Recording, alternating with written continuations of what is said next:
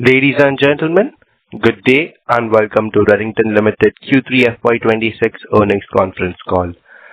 This conference may contain forward-looking statements about the company which are based on the beliefs, opinion and expectations of the company as on the date of this call. The statements are not guarantees of future performance and involves risks and uncertainties that are difficult to predict. As a reminder, all participant lines will be in the listen-only mode, and there will be an opportunity for you to ask questions after the presentation concludes. Should you need assistance during this conference call, please signal an operator by pressing star then 0 on your touchtone phone. Please note that this conference is being recorded. I now hand the conference over to Mr. V.S. Hariharan, Managing Director and Group CEO. Thank you, and over to you, sir. Thank you. A very good morning, everyone. It's a pleasure to be here, and I'm delighted to share with you our results for Q3 26. This has been our best so far, both from a revenue and a profit perspective. We recorded nearly 31,000 crores, to be precise, 30,959, and a quarterly profit of 436 crores. Our revenues grew at 16% and profit after tax grew at 9%. Overall, PAT percentage was at 1.41% for the group, and excluding Arena, PAT was at 1.56%. It is a continuing story of profitable growth, with growth coming in strongly across business segments and across geographies.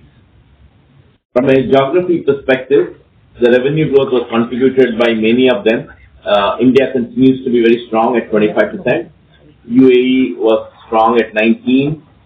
GCCL, this is a cluster of countries outside of UAE and KSA, including Levant countries, grew at 29%, and Africa grew strongly at 14%. Within India, while we had growth across, we did see a strong uptick in the upcountry, driven by our focus and initiatives in the upcountry. The cloud and IT infra investments in the Middle East by the governments and corporates is proving to be a good opportunity. Our focus efforts in Africa on Software Solutions Group is yielding results.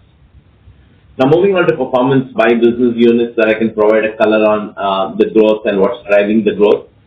Most of the business units contributed well. Mobility continues to be a good shining star for us at 15% year on year, contributing to 35% of the top line, driven by strong demand in the premium segment, impact of the NPI from the previous quarter, and strong execution in the direct-to-retail segment in India. On the Endpoint Solutions Group, the PCs, we saw some really nice growth this quarter at 21% year on year, contributing to 32% of the top line. The PC demand was strong, partially driven by the component shortage and the price increases. However, if you dive into the details, the AI PC penetration in India, commercial PC segment was on the rise, with 28% of the revenues coming from AI-focused PCs. In the consumer segment, gaming continues to do well, and desktop PCs saw a surge as brands gain share from the white label due to the component shortage. Now, coming to the Technology Solutions Group, while we saw a decline at 7%, it is largely driven by timing of large deals executions across quarters. There's clearly a lot more data center business and deals with the emergence of neo cloud and sovereign cloud players in the market. We have an opportunity to participate in this growth and have closed several deals in this quarter. Few have fruitioned and got recognized in Q3, and we continue to see some of them driving the growth in the upcoming quarters. With the recent announcements in the budget on tax holiday for data center investments from foreign companies, this area definitely holds great promise for us. We are building a strategy to start focusing on the data center space and looking at a variety of approaches from power system solutions, cooling system solutions, various services into the data center, and also matching demand for co-location, etc. for the mid-market. Coming to our Software Solutions Group, which has been our clear growth story for the last several quarters and a couple of years, our focus has really helped. SSG for us, software solutions, encompasses the golden trinity: the cloud hyperscaler business, the software business, and the cybersecurity business. And professional services, of course, not forgetting that. SSG grew 40% this quarter, contributing to now 18% of the top line. If you remember, when we talked about the year gone by, it was 15, and then the last two quarters, 16, and now 18. So clearly, the focus and the market both exist. Double-digit growth was recorded across all the sub-segments within SSG. It also delivered higher than average profit after tax. Within the cloud sub-segment, we're working closely with the hyperscalers and taking advantages of the enterprise transition to cloud and digital transformation. The cybersecurity and software business, we are increasing the breadth of our offering and the brand offerings that we have, and we're also increasing the intensity of our go-to-market. We're also rolling out this quarter an enhanced version of the digital platform that we have, what we call as Cloud Co-ops, with more features and analytics for customer lifecycle management. We're also investing more in technical pre-sales and solutioning teams, also investing in the Redington Academy to create more certified professionals within the company and, of course, within our channel partners. Our professional services business, though small, continues to grow very well and delivers value add for the cloud resale business. Coming to AI, we talked a little bit about it. Now it's becoming real. We've started to create several targeted initiatives to make this practical and real for us and for our partners and customers. We are creating a capability center in Chennai. It started with an AI competent team to work on internal and external use cases and proof of concepts. We're also creating an AI go-to-market team both in India and Middle East to work on these customer use cases. We are in the middle of developing an AI agentic catalog, which will go live soon. Working with our ISVs, that will be a good starting point to fast start to deploy AI agents with customers. So we'll hear more about this in the next few quarters and what we plan to achieve and what are the outcomes. Let's move on to operations. It's again been a great story. Very efficient management of working capital has led to the overall lowering of working capital days to 28 days. Despite the investments we are making in the growth areas like software solutions and others, OPEX control continues to be good at 9%, growing slower than revenue growth, giving us operating leverage. Our digital platform for hardware continues to evolve very well and reaching more partners. More than a third of our business in India this quarter went through the digital platform. Our back office and logistics business are beginning to deploy AI agents which are resulting in productivity improvements and cost savings. Now coming to Arena, which we have again covered in every one of our calls separately. Our subsidiary continues to wade through the economic challenges in the country, but it's getting better. While inflation has been coming down to 31% and policy rates to 37%, the situation continues to be challenging. In order to reduce interest costs in the Arena operation, as we spoke in the past, and to minimize local currency exposure, Arena has divested from their Vodafone contract, as informed last quarter. This has been executed well. However, there are still some impacts on this transaction in the current quarter. The overall loss in Arena for the quarter was 22 crores for us. Over the last few quarters, Arena has been taking a series of actions as we have discussed, but I want to just bring your attention, starting from PayNet divestment, tightening of OPEX and working capital, managing AR more closely, understanding the market in terms of Concall cases, divesting from local currency business, all heading to improve the health of the business. The trajectory is definitely showing and going in the right direction, and we remain very hopeful Arena will get to healthy levels as we approach 2027. To summarize, I'll just say a few comments. A defining feature of Redington's market perception is trust, which we are really proud of. Earlier this year, we won the most trusted distributor award from VAR India in July. Our key stakeholders in the system, the brands, the partners, the customers, bankers, and you, the shareholders, have told us that they have very high confidence and trust in our company. We would like to thank every one of you for believing in us through our journey. As we transform the company from being a distributor to an orchestrator in the new world order defined by cloud, software, and AI, we will be shifting to an unlock next approach, to a sharper, future-facing outlook. This is not a mere narrative, but a bolder approach to unlock growth opportunities, to unlock more efficiency, to unlock access to more opportunities, continue to unlock trust, and continue to unlock impact. All this while maintaining your trust and confidence. We want to enable progress across markets, across businesses, by bringing right technology, partnerships, and expertise together, and to help our customers from their intent to transform to impact faster. Thank you very much. We look forward to your questions. Thank you. Thank you very much. We will now begin the question and answer session.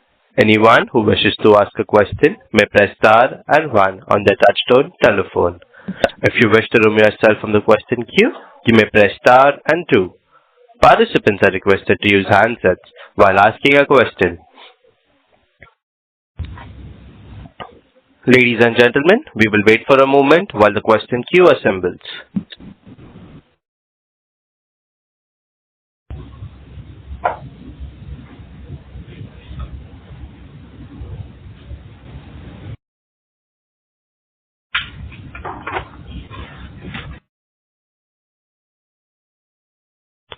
The first question is from the line of Nitin Padmanabhan from Investec. Please go ahead. Hi, good morning. Congrats on Redington quarter. Sorry to interrupt, Sir Nitin, you're not audible. Can you please come closer to the mic? I am right on the mic. Is it better? Yeah, it's clear now. Thank you. Please continue. Yeah. So I had a couple of questions. So one is, to start with, this government mandating appointing a reseller from a data center perspective for global guys who are selling in India. Does that sort of open up a large opportunity for us, or that's not a given in terms of an assured opportunity? So that was the first one, and then I had a few others. Okay, thanks, Nitin, for the question. It's early days, but we think it is definitely an opportunity. We are reaching out to the hyperscalers to explore the direct business that goes into corporates, and we are getting ourselves prepared. If moving that business is beneficial financially for them and we can take over that business, will definitely be very key. So it's early days, Nitin. Got it. And your thoughts on this chip shortage and how that's sort of impacting business at the moment? Are you seeing people sort of preponing their buying decisions because prices are on the rise? And are you seeing a situation wherein it's flying off the shelves, inventory days are falling, right? You're seeing better working capital conversion on these, and thereby better margins, or how are you basically seeing, and how you see this evolve? Okay, thanks, Nitin, for this question. It's an interesting one, and this will evolve as we go along. Clearly, a couple of things have happened. One, there is definitely the second-tier channel, the reseller partners that work with us have picked up inventory. We've still yet to see a big uptick in demand for the end customers, but we believe that will happen because there are more prices coming up. So that's one. And there's clearly a lot of work as we work with the brands in terms of juggling the type of models, the type of SKUs to sell, the inventory management, all of that. But and we are seeing, like I mentioned, desktop, suddenly there was an upsurge, and we are seeing higher priced PCs also getting a bit more traction. But has it resulted in more margins? No. Has it resulted in slightly better weeks of supply for us? Yes, not enough, but slightly better, yes, in the ESC side of the house. if I look at how it will pan out, clearly prices will be on the higher side. We are yet to see the demand being picked up because the pricing will somewhat sober out the demand also, we think. So we just have to wait for a few more quarters, Nitin, to play this out. That's the short answer. The demand from the customer demand has to be there, so the channel partners have picked it up. But the sell-through, we have to work through this quarter and see how that pans out. Nitin, it is also early to put a number or a guidance to this. But if your question is also related to why working capital is down to 28 days, is this because of that? Very clearly, the answer is no. Yes, got that. And then just a couple of quick ones. So one is, I think mobility grew 15% year on year, but when I look at the top vendor there, the growth has been amazing. It's grown 27%. So what's been the drag in that business? Otherwise, you would have shown a far better growth. The second bit is on just a bookkeeping question on factoring costs. And finally, any one-off impacts on profitability for Arena that's driving the 22 crore loss there? Okay. So on the mobility front, this time the performance of Apple compared to the Android is better.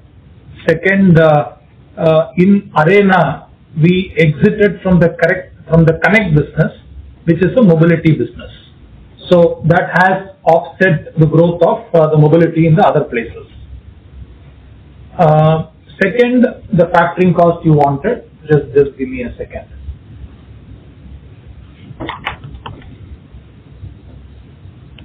Okay. So I'm telling you the factoring in Arena. For this quarter, it is 18 crores. Last year, Q3, 6 crores. So it has dropped by 50%. If you take the interest cost, Arena's interest cost for the current quarter is 43 crores. This is 38 crores last year. So net overall, 60 crores in the current year. This is 73 crores last year, a 17% drop. Third, your question on Arena performance. See, we have been, as Hari detailed, we have been taking a lot of steps to correct. And you would have seen in Q1, we have had a loss of 9.5 million. In Q2, it came down to 8.5 million. In the current quarter, it had come down further to 4.9 million. Our expectation is in Q4, this will further come down. But as we speak now, looks like there will be some loss. So very clearly, the loss situation is coming down. And a part of this loss, this quarter, last quarter, and some in the next quarter, will be towards the exit that we are doing in the Connect business as well as in the Turkish Lira business. But some of the key points which may be interesting to you to understand is the closing working capital, which was last quarter end at 179 million, is down to 129 million, 50 million drop. Closing debt has come down from 126 million to 94 million. Interest cost is all inclusive, including for our internal purpose, we consider credit card commission, rediscounting charges, all are part of finance cost, is down from 13.8 million to 7.5 million. So you can see across the board there is an improvement, but still we are in a loss situation. I think next year we might move towards a break even. That's the thought process. But all the efforts are on to make sure this turnaround is in place. We have cut down the business and we are being very, very picky. But having said that, we have to do some threshold business to be in the reckoning when there is competition in that market. And to add, the SSG part of the business, especially hyperscaler, that's becoming a little bit more interesting in the Turkey market. So we're trying to step up in that area to counter whatever declining revenues we've had, and also to get more profitability, and that looks strong. Sure, this is very helpful. Thank you so much and all the best. Thank you, Nitin. Thank you. The next question is from the line of Vinay Menon from Monarch Capital. Please go ahead. Hi, sir. Thank you for the opportunity and congratulations on great execution. Few questions from my side, sir. You mentioned there were large deals in TSG, and I think that was a bit of a drag on margins as well. So how could we look at this going ahead? Because as Hari sir mentioned, that we are going to be looking at more data center deals also. So should we see this as a trend continuing for the next few quarters? See, first of all, large deals that got executed in the current quarter wasn't substantial. But having said that, as Hari said, we have a lot of orders in the pipeline. So you will see this moving up as we move forward. I just want to recollect the earlier calls that we have had, Vinay, wherein we said, irrespective of the gross margin or the working capital deployment, our focus will mainly be on ROCE. We will protect our ROCE. I'm sure you can very clearly see for the quarter the ROCE stands at 22.1%. So that's something which is very critical for us. Yeah, in terms of percentage margin, it would be lower than the normal, but that's the nature of the beast. And as we spoke earlier, our focus is to make sure that our OPEX and our structure is supporting the run rate business, and the deals come as a kind of a cream on the cake. So, or topping on the cake. So, in that we just focus on ROCE and the incremental approach on this. Okay, thank you. And there was a small goodwill impairment you've taken in this quarter. And can you just throw some more color on that first? This is in ProConnect. This is out of an acquisition we did about 7 years back, and we thought it may be important to have a clear review and take, because this depends on few of the contracts. Each of these contracts keep coming up for renewal or RFQ every 2 to 3 years. So we made some assessment, we took some probability, and we thought we need to take an impairment, and that's about 9.2 crores in the current quarter, and that's completely one-off. Okay. And one last thing from my side is that, SSG continues to show that 40% plus growth. So can you just give me a few things which is working for us? And since we are one of the largest players in India and for this, so anything which is really working and what could be the momentum going ahead? Thank you. Yeah, so there are many things that are working for us right now. I mean, let me go piece by piece. So the hyperscaler business, we have a real great partnership with the key players, AWS and Microsoft, in terms of how they look at the business and what we need to do in terms of managing the KPIs. So we have clear plans laid out, and we have teams working on achieving those KPIs, which are leading indicators leading to the revenues, etc. And that requires a lot of operational work and the joint business plans. So that's clearly, I would say, great focus, and that's why we enjoy a good share in both the India and the Middle East markets.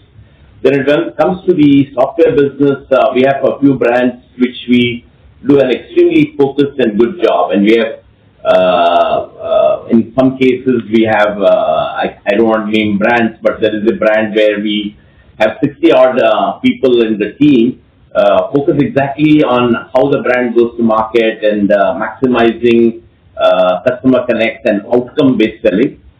So we do what is called as outcome-based selling. When it comes to security, we're clearly broadening our portfolio, and as we focus on SSC, we clearly realized that we didn't have the complete breadth of portfolio. And also, we are strengthening our solution architect pre-sales teams, and we are making some organizational changes to bring them and align them in a way that we can maximize what the brand wants to achieve in the market. So it's all about doing these little things. But going forward, clearly the investment in capability is going to help. We're investing in professional services capability. We're investing in the cloud platform, automation, even simple things like renewals. When a product and a subscription is coming up for renewal, we need to start looking at it 3-4 months before the renewal cycle and how we focus on it to make sure the churn doesn't happen. So there are a variety of things that happen, and we're just stepping up the game in terms of this sheer focus in all of these areas. Oh, thank you so much, sir. I'll get back in the queue. Thank you. Thank you. The next question is for the line of Aegis Lakhani from UNIFI AMC. Please go ahead. Yeah, hi team. Congrats on a good set. Team, first question is that could you speak a little bit about the slightly weakish gross margins? I understand the seasonality with regards to mobility, but is there anything else to call out here? Okay. See, overall gross margin is down in just by about 47 bits on a year-on-year basis. Out of this, about 38 bits is on account of Arena alone, and the balance it is on account of drop in TSG. In fact, in few other businesses like SSG, etc., the gross margins have gone up, which offset this drop. So let's talk about these two. In Arena, like I had said, we are taking right steps. Since the local currency business has a very high interest component, if I just need to take you through on some quick math, even if you take a 60 days of working capital in a 40-45% interest rate, that's about 6 to 7% of interest cost as a percentage of revenue. This need to get recovered in the form of higher gross margin. So some of these businesses have higher gross margin, but still we are not making money because of high interest rates. That's the situation. Those are the things that we have now taken the decision to exit, which has resulted in the overall margins coming down. But we think it's a correct decision, and what we have is something which is robust and sustainable. Second, on the TSG, yes, the margins in TSG, like we discussed in the earlier calls, are coming down, and we are trying to correct it. This mainly market, this mainly to do with the ecosystem, but whatever we could do to make sure that our profitability is protected, we are doing it. Understood, Krishnan sir. So thanks for that. So on just a follow up. So sir, in Turkey, sir, you had called out that last year same time the total factoring cost was 71 crores, of which Turkey was 36, and then you had some one-off incrementally higher factoring costs. For this quarter, sir, you mentioned the Arena factoring cost at 18 crores. What is the overall factoring cost, sir? Overall factoring cost for the current quarter is 33 crores, which is 71 crores for last year. Understood, sir. Sir, could you speak a little bit about the Concall cases that are there in Turkey? How are they trending? The provisions that you had created, are you seeing any reversal opportunities there? No reversal opportunity. We should feel lucky that there has been no additional provision stages. I'm being very open. Out of 20 million, as we discussed, about 8 million we had provided, and the balance 12 million. It's going to take time. We are in the process of collecting. There is some slow movement that's happening. As we speak now, that doesn't seem to be a concern. Understood. And sir, incrementally, as we enter fourth quarter and first quarter, the factoring cost related to Arena, given that the Lira business continues to decline, and you are exiting that, how should we think of the incremental factoring and interest costs in that geography? Okay. See, US dollar, that interest rate will continue. The TL interest cost will come down. It will not become zero because there will be some business which is happening in Turkish lira, so we need to borrow. Whether it is a normal bank borrowing, whether it's a factoring, that is more to do with the availability of funds and the sources. So overall, I would think this TL interest cost will come down, and overall the Turkey finance cost will come down as we move forward. Understood, sir. So the other thing is that, you've not called out the labor cost impact. In the notes to accounts, we read that it was not material, but has there been any one-off expenses in the employee cost on account of this? Because of the labor code, there is no significant impact, but there are certain assumption changes in the actuarial valuation that has resulted in some incremental one-off cost, and this is to the extent of about 13-14 crores. Understood. So incrementally going into next year, our employee cost on a quarterly run rate, of course, depending upon the payouts, etc., will remain in that broad range of 380-390 crores ballpark there, plus the increment cycle. Is that broadly correct? We think so. In terms of working capital, we are quite at it. Interest rate, we only see that coming down across the board, so we don't expect any major movement. Okay. And sir, could you just also speak about the fact that you've called out that we're probably at the cusp of a refresh cycle, but given that chip shortages are getting more acute, there is a price hike which is imminent. Hari sir even mentioned that this could of course have some impact on volumes incrementally. Does that set up a situation where the refresh cycle is getting delayed and volumes could be a little bit under pressure in the next year? Yeah, I think it is very possible. We're still not seeing that refresh cycle on the 10 to 11 as that active anymore. People are delaying those refresh cycles, but given the price increases, I think it's highly possible that volumes could be under pressure while ASPs go up and margins will remain similar, but volumes could be under pressure because it looks like the industry is going to take 12 to 18 months to recover from the whole increasing the manufacturing of components and RAMs for meeting the requirement. Understood. And so just finally, could you call out your growth outlook for each of the geographies and any headwinds you see in specific markets? Thank you. Okay. I'll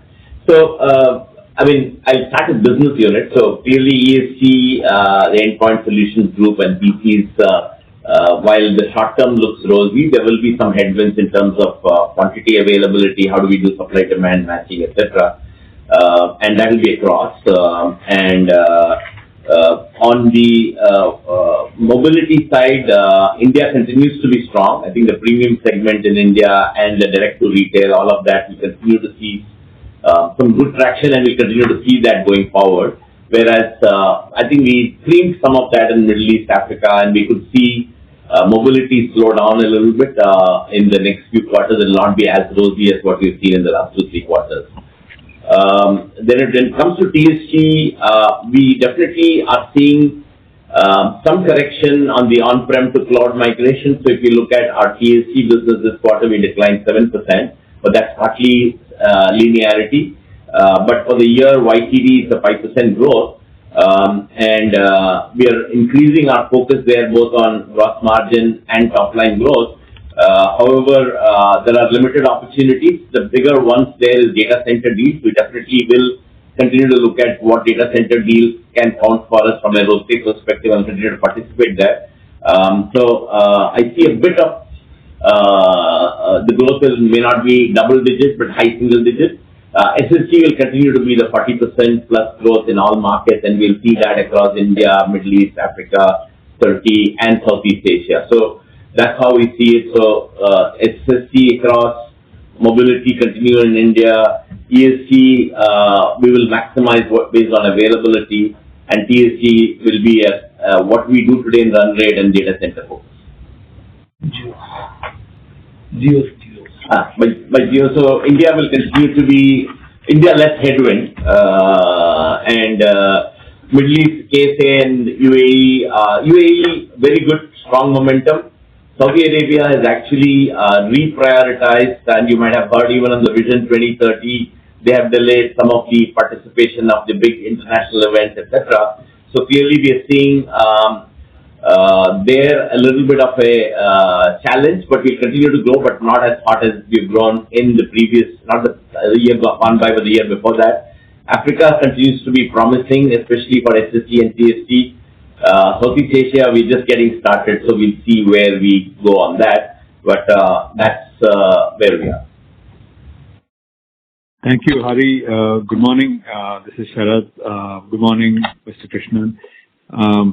I'd like a clarification on one aspect that we discussed in earlier, in fact, I think the previous call, where Mr. Krishnan, you guided us saying there could be a need, given the high growth rate, there could be a need for an increase in working capital. On the other hand, we're seeing quite a significant improvement and significant reduction in working capital. In fact, this is probably one of the lowest levels of interest plus factoring cost that I think we've seen in a long time. Could you help us understand these improvements in working capital? Are they sustainable? Okay. So, is this the lowest outside of COVID? This is the lowest, both in terms of working capital days as well as in terms of interest cost. Just to tell you, interest cost for 9 months outside of Arena is 22 bits of revenue, which is one of the lowest that we had seen. I can only tell you the intensity at which the working capital is getting defined across the board is very high. Having said that, the market reality is not that easy. Some advantage we get on account of higher growth in the mobility business, but having said that, there is a risk of increase in working capital. We keep telling you that the normal range will be between 35 to 40 days. I think, on a steady state basis, that's the range that we all need to look for. Second, with the data center type of a business, which requires sometimes high working capital deployment. Second, the growth in SSG and the growth in TSG, which calls for higher working capital. We also need to watch out for the mix. As there is a high growth, there is a possibility for higher capital, and we today have enough legroom for capturing additional growth, and that's a comfortable situation to be in. But is there a upside risk? The upside risk is there. Okay, noted. All the best. Thank you. The next question is from the line of Tarang from Old Bridge. Please go ahead. Hi, good morning. Just a couple of questions. Firstly on gross margin, perplexed slightly because if I see on a year-on-year basis. Hello? I think we lost you for a few seconds. Can you start from the beginning, Dalal, please? Yes. So on gross margin, just perplexed a little bit because if I see on a year-on-year basis, your TSG business is degrown. Okay. And secondly, there seem to be some pricing tailwinds when it comes to the ESG business, which has grown by about 21%, which is higher than the consolidated average. So one would have presumed that all these factors would have resulted in, higher gross margins, and especially because composition, the mix is improved in favor of businesses which are generally accretive. So I'm just curious as to why is this come across. So I understand the paynet argument, the Arena argument that you called out, but is there some dissonance in my understanding? No. Okay.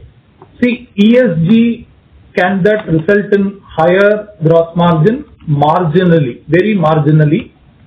Like it was answered for the previous question, the price increase that's happening hasn't resulted in any extra margin for us in this segment or in this quarter at least. In TSG, It hasn't. there You're is saying a drop. it hasn't resulted. Sorry, I'm sorry. It hasn't resulted any increase in gross margins, is it? Yes, but your voice is not very clear, Mr. Karthik, but we have understood, not a problem. So TSG, very clearly there is a drop. And the drop is on account of the drop in the gross margin that's happening in the business and also on account of the inventory provisions that we need to take. So both these, it is more a market environment, but we are trying to address in the best possible manner that we can. There is an excess competition in this space. Even the brands are compressed in terms of margins. So we see not much legroom in terms of increasing the gross margin unilaterally. That's where we are. Got it. And one would presume then the margin compression in the TSG business has been quite palpable for the simple reason that despite the reduction or despite a superior mix, we've seen an overall dilution to some extent. The answer is yes. Okay. The second question is, great work on net working capital days. Just curious how much of those days reduction was on account of, your distribution business coming off. In other words, were the working capital days of the distribution business that you'll have hived off was inherently more than ROW average? When you say coming off, are you talking about the Arena one? Yes. So the Vodafone distribution transaction that you've called off, right? I'm sure that would have also had an implication on your working capital days. So I'm just curious how much of it is on account of operational synergies, how much of it is on account of some working capital intensive businesses, you clearing yourselves out of those businesses. Okay, let me answer it this way. I don't have a very sharp answer. See, in Arena, our debt levels used to be in the range of 130, 140 million last quarter. And now, for the quarter end, we are dropped sub 100. Maybe on an average, we can take for the current quarter, we would be at about 110 million or so. So, there is a 30 million drop, say, that had happened in the case of Arena for whatever reasons. That's about 300 crores. But having said that, I'm just making a comparison between last December and the current December. Our net debt is down by 1,000 crores. 1,000 crores absolute value. And going by just the calculation of 300 crores for Arena, the rest of the business, even though had grown by 22%, the net debt has come down. I mean, the net debt has come down by 700 crores. So I'm just giving you a rough calculation. So to answer you, is the rest of the business working capital debt levels have come down? Answer is yes. It's just not on account of Arena. Got it. Sir, given the potential intensity of working capital increasing in the business, and given how certain parts of the business, you're seeing tailwinds, whereas in some parts of the business you're seeing some element of gross margin compression, how confident are you to be able to maintain this 21 to 23% clip on return going forward and continuing to grow your business? Our internal target, that's a threshold which we would not want to breach, is 16% for sure. Okay. Our expectation, we should range between 18 to 20%.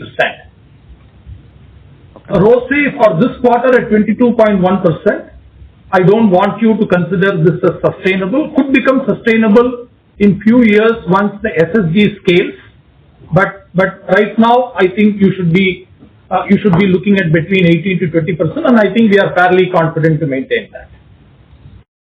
Got it. And so last question on the FSG business, because in Hari sir's opening comments, he did call out incremental investments on the OPEX front.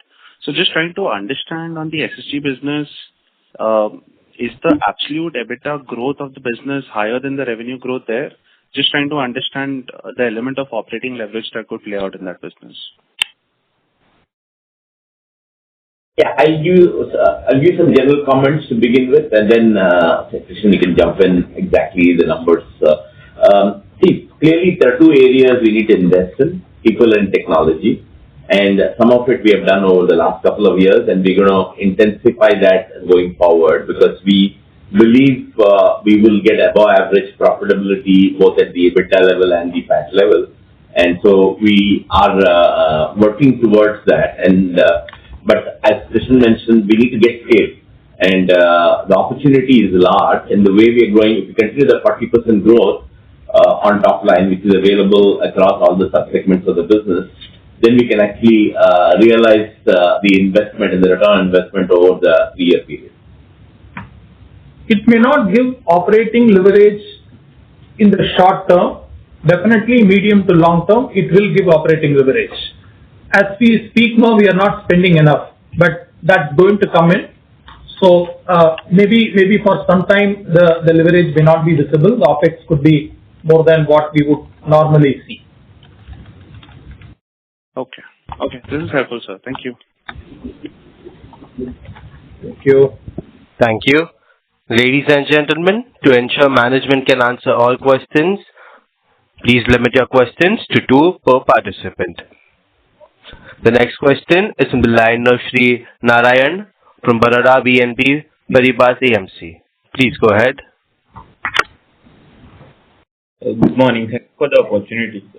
My first question is on CISA. So CISA revenues posted 24% growth, but only 1 to 2% EBITDA and PAT growth, while rest of the world EBITDA and PAT growth was in line with revenue growth. So can you explain the divergence between two business verticals?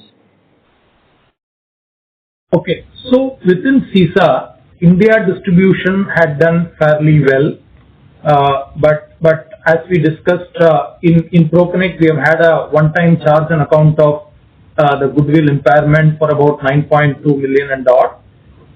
Plus in SSA, which is Singapore and South Asia, we also had some AR provision that's coming in on account of some collectability issue in Bangladesh. That's again a one-off. These have resulted in SSA profitability being lower.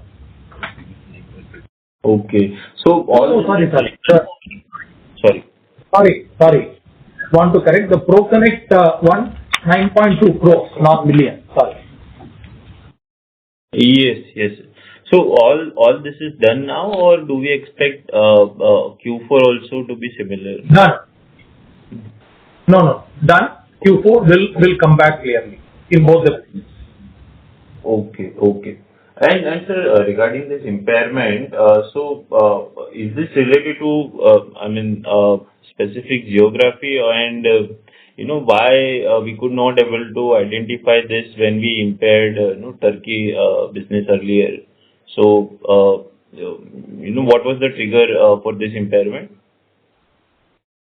See, impairment just happens on a continuous basis. It gets done periodically. It also gets done whenever we see some events happening. So when we see that the specific customers keep going in for RFQs every 1 or 2 years, we are bidding for it. We are getting it. We also feel there is a good chance we will get it this time. But it's a view that you need to take, and there is a probability that is attached into this. So it is a view that we have to take along with auditors on some of this. Okay. So are there any geographies which are in your watch list as of now with respect to impairment that you see there might be some risk in next 2-3 quarters? Okay. See, Turkey has always been a volatile market. We discussed enough about Turkey, what we are doing, how are we correcting, etc. So, if there are any untoward situations, that's another aspect that we need to keep in mind. Okay. Other than that, nothing. Okay. Great. Thank you, sir. That answers. Thank you. The next question is from the line of Sahil Doshi from ThinkWise Management. Please go ahead. Hi, good morning, sir, and thank you for the opportunity. Hope I'm audible. Yes, Sahil. Yes. So just checking again on the CISA related to the Bangladesh impact, could you quantify that? And secondly, just wanted to understand the gross margins which we've reported in CISA are one of the lowest if I see from the COVID times at 4.33. So there's almost a 41 bips compression here on a YOY basis. So could you just help understand this a little better than what's really playing out here? Okay. So Bangladesh, that AR charge is about $1.4 million. CISA gross margin, even in the past, if you make a comparison in terms of gross margins, India gross margins were on the lower side.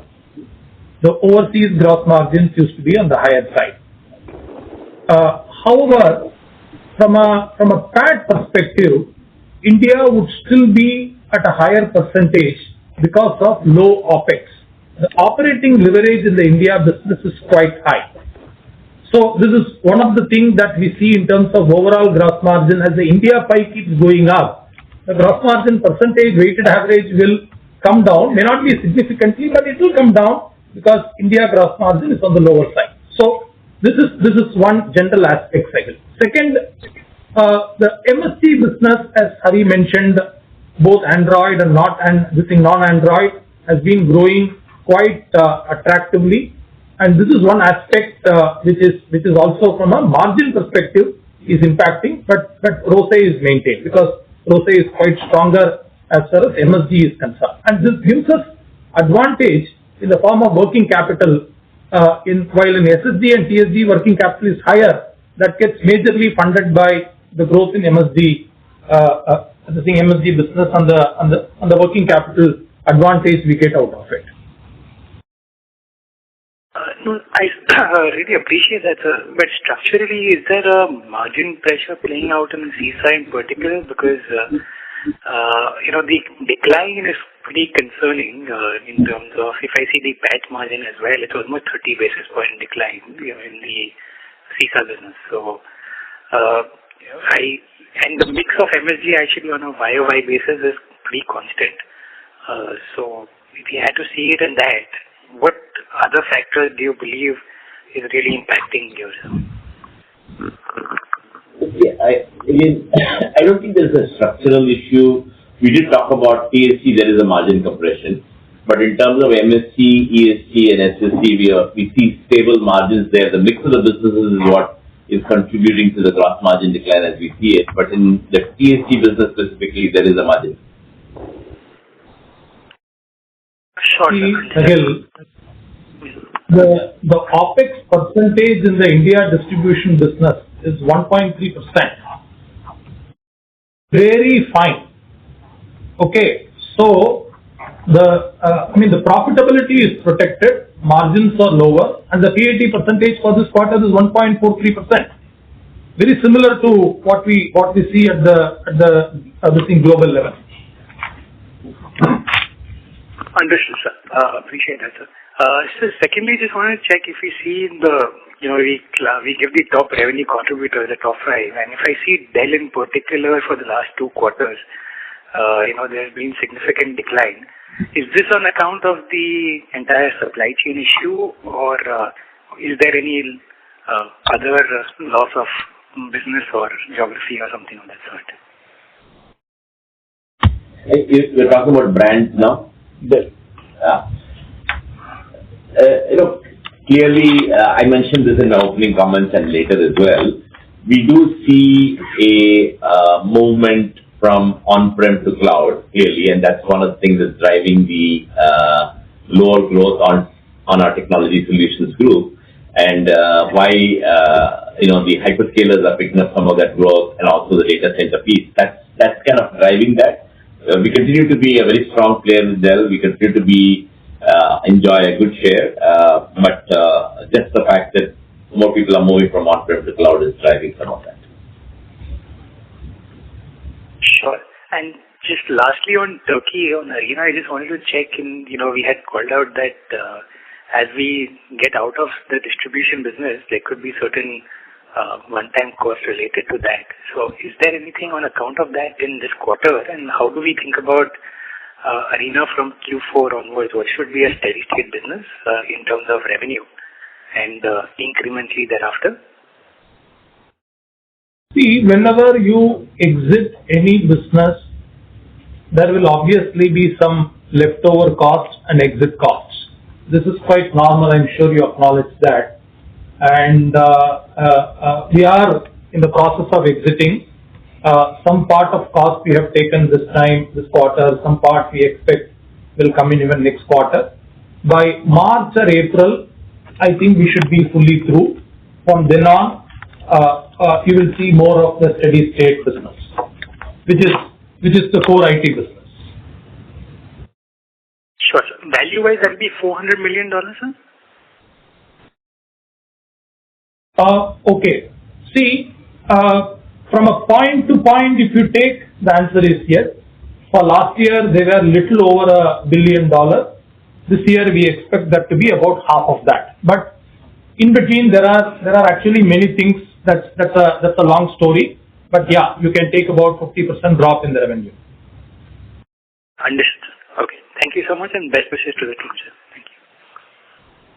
Thank you. Thank you. Thank you.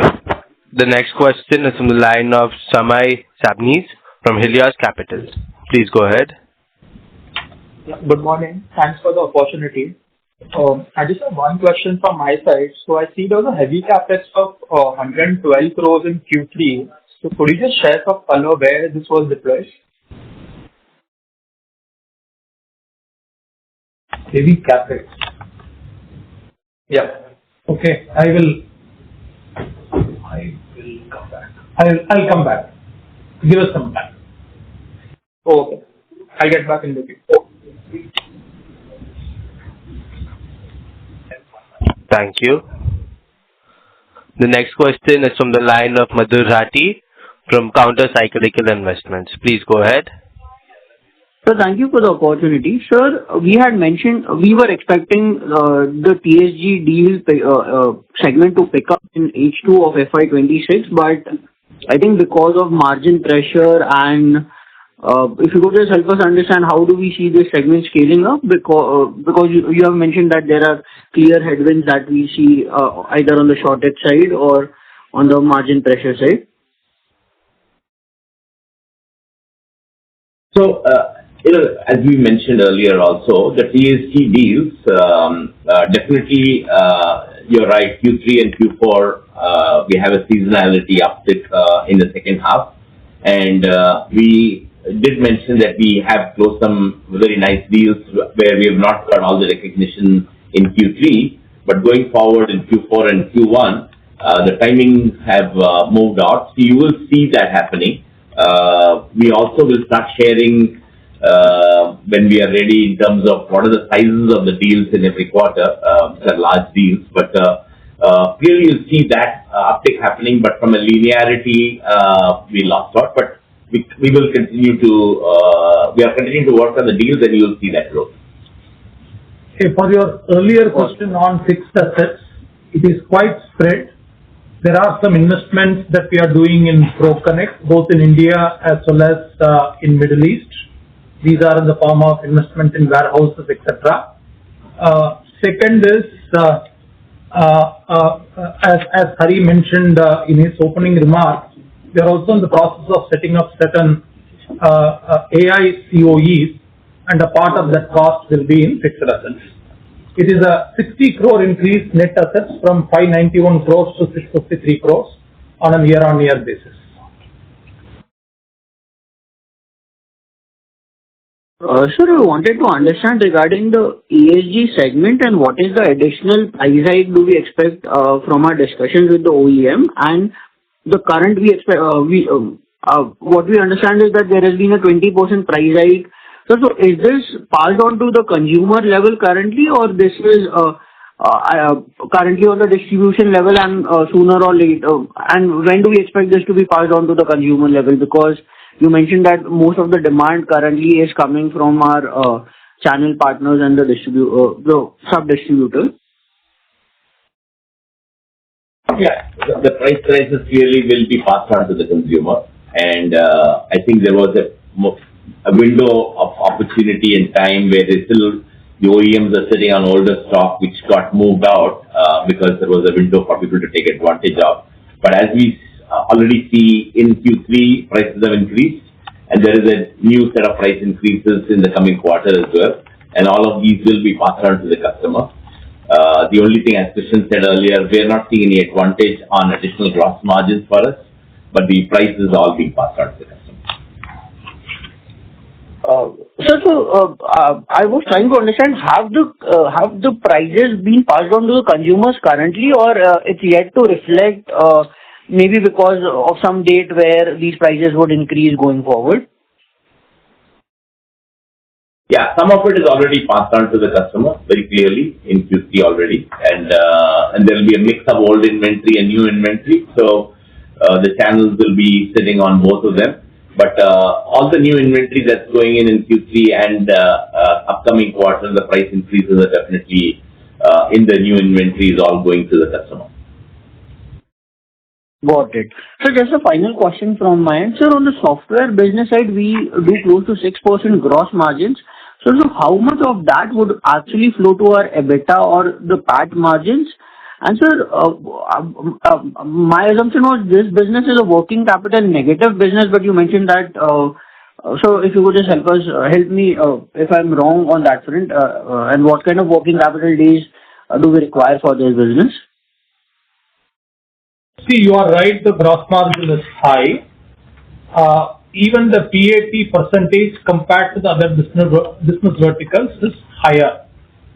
But working capital being negative, there is some wrong notion. It is not negative. What is not there in the space is inventory. But having said that, if you look at our AR days, the expectation is high. So, in a way, this AR days increase also compensates for inventory not being there. Having said that, because of higher margins and higher growth, our ROCE is quite attractive. Got it. Sir, thank you so much and all the best. Thank you. Thank you. Ladies and gentlemen, that was the last question for the day. I now hand the conference over to the management for the closing comments. Thank you so much for all your great questions. We hope that we were able to answer most of them satisfactorily. And we look forward to talking to you again in a few months, and look forward to this quarter. And thanks again for listening to us. Thank you. Thank you. On behalf of Redington Limited, that concludes this conference. Thank you for joining us. You may now disconnect your lines.